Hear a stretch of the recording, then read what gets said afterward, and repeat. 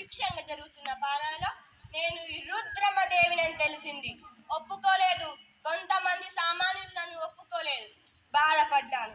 మా నాన్న ఎలా నిందిస్తుంటే ఎంతో బాధపడ్డాను. సహించలేకపోయాను.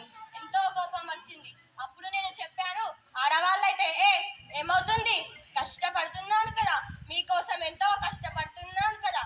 అదే నేను రాజునని తెలిసినప్పుడు జయహోలు కొట్టిన మీరు నేను రానినని తెలిసినా కూడా ఎందుకు నిందిస్తున్నారు? నా ఈ మాటతో ఎంతో సామాన్యులు ఎదురు తిరిగారు. నాకు ఇదో లెక్కన. నేను భయపడలేదు. ముందుకు వచ్చాను. వాళ్ళని ఓడించాను. నా కోపంతో వాళ్ళని ఎప్పుడో ఓడించాను. అప్పుడు మొదలైంది నా అద్భుతమైన పాలన. అలా జరుగుతున్న నా పాలనలో గొడవ అది ఒక నది కోసం. సహించలేకపోయాను. ఎంతో కోపం వచ్చింది.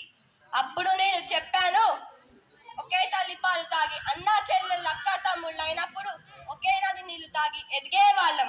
అన్నా చెల్లెళ్ళు అక్క తమ్ముళ్ళం కాలేమా? నా ఈ మాటతో ఎంతో మంది కలిశారు. ఎన్నెన్నో రాజ్యాలు కలిశాయి. సుఖంగా జీవిస్తున్నారు.